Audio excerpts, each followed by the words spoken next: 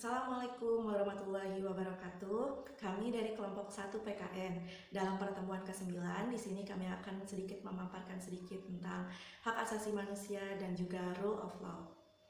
Izin memperkenalkan diri, nama saya Arilia Suatu Marhama dengan NIM 2004228 dari kelas 1A PG PAUD UPI Kampus Purwakarta. Yang pertama, kita akan membahas tentang konsep hak asasi manusia. Hak asasi manusia. Hak asasi manusia merupakan suatu konsep elitar politik pendidikan dengan gagasan pokok penghargaan dan juga penghormatan terhadap manusia dan kemanusiaan. Gagasan ini juga membawa kepada sebuah tuntutan moral tentang bagaimana seharusnya seseorang memperlakukan sesama manusia. Tuntunan moral ini juga sejatinya merupakan ajaran inti dari semua agama, karena semua agama mengajarkan kepada penghargaan dan juga penghormatan terhadap manusia tanpa ada perbedaan dan juga adanya diskriminasi. Tuntunan moral juga diperlukan terutama dalam untuk melindungi hak seseorang atau kelompok yang lemah atau dilemahkan atau mustadafin dari tindakan zolim dan juga semena-mena yang datang dari mereka yang kuat dan berkuasa. Oleh karena itu, konsep hak asasi manusia adalah penghormatan terhadap manusia dan juga kemanusiaan tanpa kecuali dan juga diskriminasi dalam apapun dan alasan apapun, serta juga pengakuan terhadap manusia sebagai makhluk termulia di muka bumi ini. Konsep hak asasi manusia juga berpakar pada penghargaan terhadap manusia sebagai makhluk berharga dan juga bermartabat. Konsep hak asasi manusia juga menempatkan manusia sebagai subjek bukan objek dan juga memandang manusia sebagai makhluk yang dihargai juga dihormati dan membedakan ras, gender, suku bangsa, bahasa maupun juga agama. Anggi Nusara dari kelas 1A PG PAUD dengan NIM 2008120. Saya di sini akan menjelaskan tentang sumber historis, sosiologis, politik, hak dan kewajiban warga negara. Yang pertama itu adalah perkembangan HAM di dunia. HAM itu merupakan hak asasi manusia, sebuah konsep hukum dan normatif yang menyatakan bahwa manusia memiliki hak yang melekat pada dirinya karena ia adalah seorang manusia. Hak asasi manusia berlaku dimanapun, kapanpun, dan pada siapapun itu. HAM pada prinsipnya tidak dapat dicabut, hak asasi manusia juga tidak dapat dibagi-bagi, saling berhubungan, dan saling bergantung. Hak asasi manusia biasanya dialamatkan kepada negara atau dalam kata lain, negaralah yang mengembang kewajiban hak asasi manusia tersebut. Contohnya seperti hak tidak disiksa, hak berpendapat, dan hak untuk hidup. Selanjutnya, kewajiban dasar manusia Universal Declaration of Human Responsibilities, yaitu menimbang bahwa pengakuan atas martabat alamiah dan hak-hak yang sama dan mutlak dari semua anggota manusia adalah kemerdekaan, keadilan, dan perdamaian di dunia. Menimbang bahwa mengabaikan dan memandang rendah hak asasi manusia telah mengakibatkan perbuatan-perbuatan bengis yang menimbulkan rasa kemarahan hati nurani umat manusia dan terbentuknya suatu dunia tempat manusia akan mengecap kenikmatan kebebasan berbicara dan beragama serta kebebasan dari ketakutan dan kekurangan telah dinyatakan sebagai cita-cita tertinggi dari rakyat. Menimbang bahwa pembangunan hubungan persahabatan antar negara-negara perlu digalakan. Menimbang bahwa bangsa-bangsa dari Perserikatan Bangsa-Bangsa sekali lagi telah menyatakan di dalam Piagam Perserikatan Bangsa-Bangsa kepercayaan mereka akan hak-hak dari manusia, akan martabat dan nilai-nilai seorang manusia, dan hak-hak yang dapat dari pria maupun wanita, telah bertekad untuk menggalakkan kemajuan sosial dan taraf hidup yang lebih baik untuk kemerdekaan yang lebih luas. Selanjutnya yaitu sosiologis sistem pemerintahan oligarki di masa reformasi. Sistem dan bongkar pasang komposisi oligarki terjadi sejak krisis ekonomi, tapi segera dapat mereformasi diri dan mengorganisasikan kekuatan sebagai oligarki yang memimpin perpolitikan pasca runtuhnya rezim otoriter Soeharto. Oligarki di masa Orde Baru hadir di tengah terbentuknya masa mengambang yang fasik dan anti politik.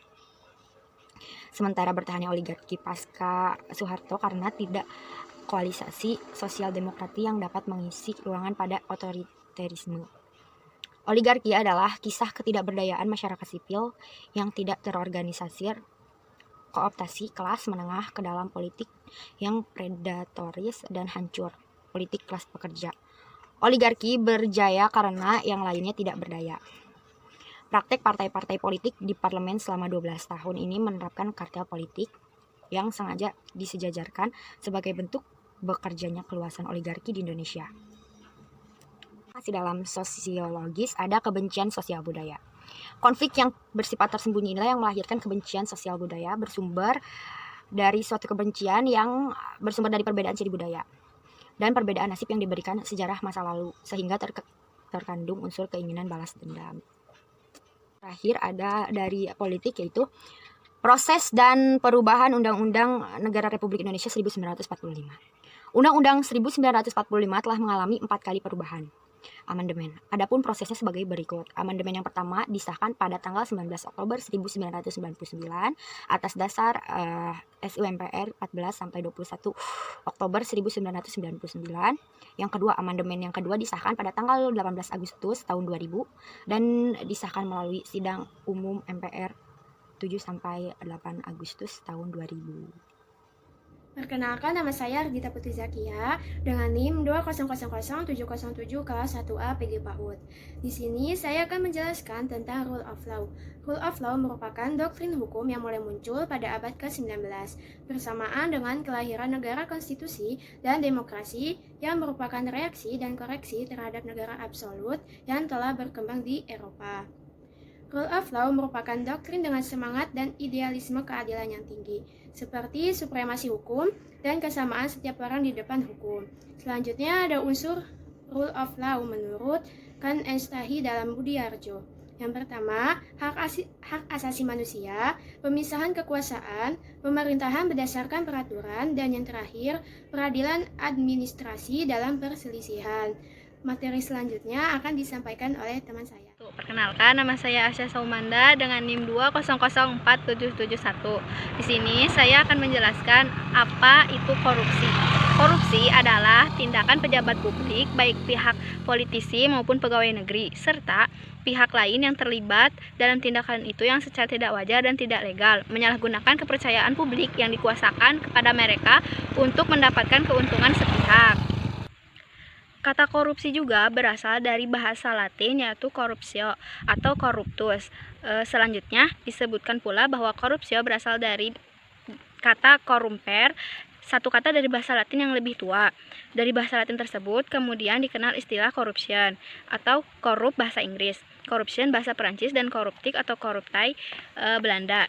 Indonesia kemudian memungut kata ini menjadi korupsi. Kata korupsi secara harfiah adalah sesuatu yang busuk, jahat, dan merusakan. Dan dalam Kamus Besar Bahasa Indonesia edisi keempat, korupsi didefinisikan lebih spesifik, yaitu penyelewengan atau penyalahgunaan uang negara, perusahaan, organisasi, yayasan, dan lain sebagainya untuk keuntungan pribadi atau memakai barang uang yang dipercayakan kepadanya. Dapat disogok atau memakai kekuasaannya untuk kepentingan pribadi.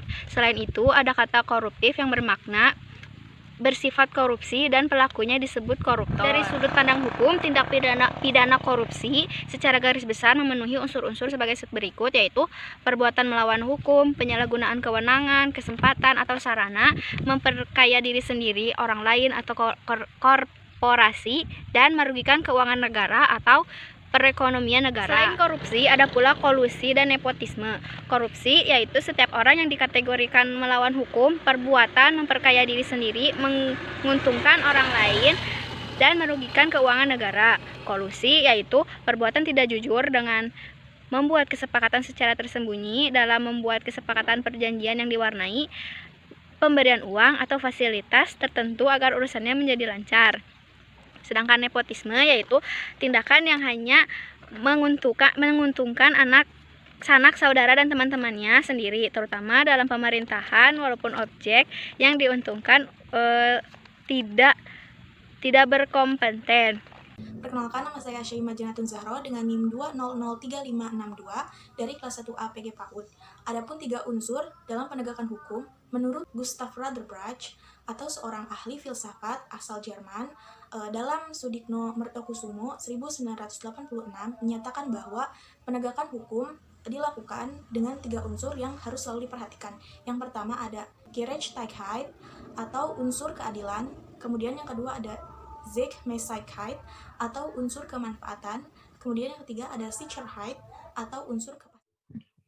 Perkenalkan, nama saya Tika Elza Fitria dengan nomor induk mahasiswa 2006569. Di sini saya ingin menjelaskan mengenai penegak hukum. Nah, lembaga penegak hukum yang pertama terdiri dari pihak kepolisian, kejaksaan, dan pengadilan atau kehakiman. Nah, pihak kepolisian ini memiliki tugas umum dan khusus dalam menegakkan hukum, yaitu yang pertama ada tugas umum, memelihara keamanan, ketertiban masyarakat, menegakkan hukum, dan memberikan perlindungan, pengayuman, dan pelayanan kepada masyarakat, sedangkan dalam peradilan pidana. Nah, sedangkan tugas khususnya yaitu menerima laporan tindak pidana dari masyarakat, melakukan penyidikan berupa meminta keterangan dan mengecek sidik jari dan melakukan pemotretan. Yang ketiga ada melakukan penangkapan, penggeledahan, penyitaan, dan penahanan sementara tersangka sebelum diadili dalam proses persidangan. Nah, kejaksaan sini memiliki beberapa tugas. Terdiri dari antara 3 tugas, yaitu yang pertama ada menerima dan memeriksa laporan penyelidikan dari tim penyidik, dapat berupa tim khusus atau dari pihak kepolisian. Yang kedua ada memberikan saran dan petunjuk dalam penyempurnaan berkas laporan penyidikan. Yang ketiga ada membuat saran dakwaan dan melimpahkan prosedur hukum lebih lanjut ke lembaga kehakiman.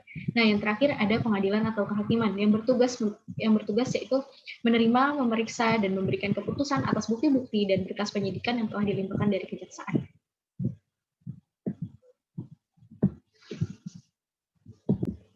Nah, yang kedua ada lembaga peradilan agama. Nah, lembaga peradilan agama ini itu pengadilan agama merupakan salah satu penyelenggara kehakiman yang memberikan langsung hukum bagi rakyat pencari keadilan yang beragama Islam mengenai perkara perdata tertentu yang tercantum dalam Undang-Undang Nomor 7 Tahun 1989 tentang peradilan agama yang telah diubah dengan Undang-Undang Nomor 3 Tahun 2006 dan Undang-Undang Nomor 50 Tahun 2009.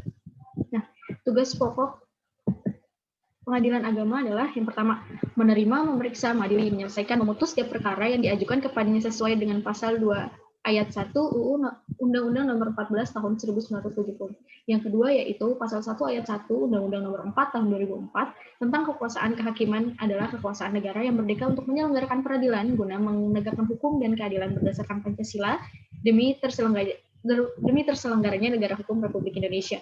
Yang ketiga yaitu pasal 49 Undang-Undang Nomor 7 Tahun 1989 tentang peradilan agama diubah dengan Undang-Undang Nomor 3 Tahun 2006 dan perubahan kedua Nomor 50 Tahun 2009 yang menyebutkan bahwa peradilan agama bertugas dan berwenang memeriksa, memutus, menyelesaikan perkara di tingkat pertama antara orang-orang yang beragama Islam di bidang perkawinan, waris, wasiat, hibah, wakaf, zakat, infak, dan ekonomi syariah serta pengangkatan anak. Yang keempat ada pasal 52A menyebutkan pengadilan agama memberikan isbat kesaksian Ruhyatul Hilal dan penentuan awal bulan dan tahun Hijriyah.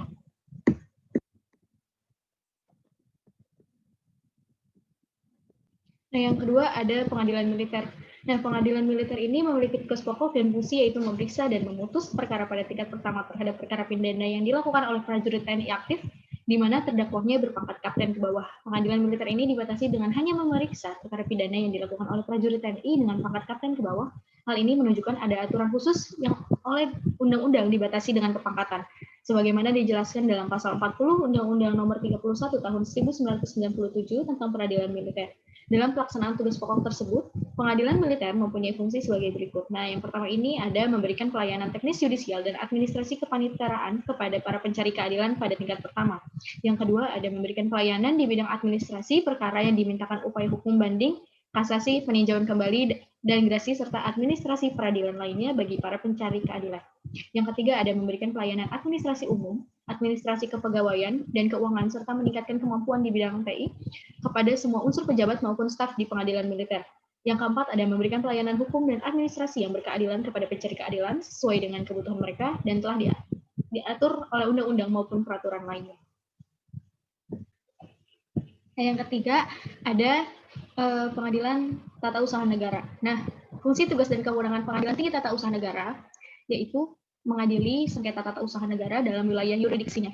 Sengketa tata usaha negara adalah sengketa yang timbul dalam bidang tata usaha negara antara orang atau badan hukum perdata dengan badan atau pejabat tata usaha negara, baik di pusat maupun di daerah sebagai akibat dikeluarkannya keputusan tata usaha negara, termasuk sengketa kepegawaian berdasarkan peraturan perundang-undangan yang berlaku.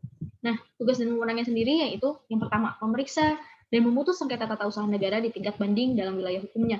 Yang kedua, yaitu memeriksa dan memutus tingkat pertama, dan terakhir sengketa kewenangan mengadili antara pengadilan tata usaha negara di dalam daerah hukumnya. Yang ketiga, ada memeriksa, memutus, dan menyelesaikan tingkat pertama sengketa tata usaha negara dalam hal telah diupayakannya upaya banding administratif. Yang keempat, ada melakukan pengawasan terhadap jalannya peradilan di tingkat pengadilan tata usaha negara di wilayah hukumnya dan menjaga agar peradilan diselenggarakannya dengan sesama dan sewajarnya. Yang keempat, ada peradilan umum. Nah, peradilan umum adalah salah satu macam-macam lembaga peradilan yang mempunyai kekuasaan kehakiman buat rakyat menginginkan keadilan. Nah, fungsinya ini yang pertama ada menyiapkan rumusan kebijakan. Yang kedua ada pembinaan secara teknis dan evaluasi. Yang ketiga ada melaksanakan administrasi Direktorat Jenderal. Yang keempat ada merumuskan standar prosedur. Yang kelima ada memeriksa, memutus, dan menyelesaikan masalah. Yang keenam ada perumusan standar norma. Sedangkan wewenangnya peradilan umum sendiri yaitu peradilan banding. Yang kedua ada peradilan tingkat pertama dan terakhir. Yang ketiga yaitu memberikan informasi mengenai detail hukum. Yang terakhir ada penasehat hukum. Nah, peran advokat atau penasehat hukum ada pada setiap proses sistem peradilan. Dalam KUHAP, peran seorang penasehat hukum telah ada sejak proses penyelidikan sampai dengan proses rehabilitasi di lembaga permasyarakatan. Advokat sebagai seorang penasihat hukum berperan untuk memastikan bahwa hak-hak seorang tersangka, terdakwa, dan terpidana tidak dilanggar. Advokat bertindak sebagai penyeimbang terhadap upaya paksa yang diberikan oleh undang-undang kepada penegak hukum. Peran advokat ini menjadi penting. Ketiadaan seorang penasehat hukum dalam proses peradilan pidana memungkinkan terjadinya pelanggaran-pelanggaran yang berpengaruh terhadap hasil putusan pengadilan. Oleh karena itu, seorang penasihat hukum bukan hanya perlu sekedar hadir, tetapi juga harus memiliki kompetensi untuk membela hak-hak tersangka, terdakwa, dan terpidana dengan benar. Sekian dari saya. Assalamualaikum warahmatullahi wabarakatuh. Perkenalkan, nama saya Aulia Jamaisin dengan NIM 2008896. C. Sejarah dan perkembangan hak-hak asasi manusia di 4 negara. Yang pertama, di Amerika Serikat. Dengan lahirnya revolusi tanggal 4 Juli 1776 yang dikenal dengan sebutan Declaration of Independence, Amerika kemudian mengokohkan suatu naskah undang-undang tentang hak yang disusun oleh rakyat Amerika yang bernama Piagam Bill of Rights tahun 1789. Yang kedua, di Perancis, dengan revolusi tanggal 17 Juli 1789 melahirkan Assemblée Nationale, Dewan Nasional sebagai perwakilan rakyat Perancis yang mengubah struktur Perancis dari feudalistis menjadi demokratis. Dan yang ketiga yaitu di Inggris. Sejarah dimulai ketika Inggris berada di bawah pemerintahan Raja John Lackland tahun 1999 sampai 1216. Yang dikenal sebagai raja yang memerintah secara sewenang-wenangan, sehingga menimbulkan protes di kalangan kaum bangsawan. Dan selanjutnya, dari sebab pertentangan tersebut, maka lahir Piagam Magna Carta tahun 1215. Adanya piagam ini mencerminkan bukti kemenangan kaum bangsawan atas raja. Dan yang keempat, yaitu di Indonesia, tanggal 10 sampai dengan 13 November 1998, diputuskan dalam rapat paripurna keempat tanggal 13 November 1998 berupa lahirnya ketetapan nomor 17/MPR/1998 tentang HAM yang kemudian menjadi salah satu acuan dasar bagi lahirnya Undang-Undang nomor 39 tahun 1999 tentang hak asasi manusia.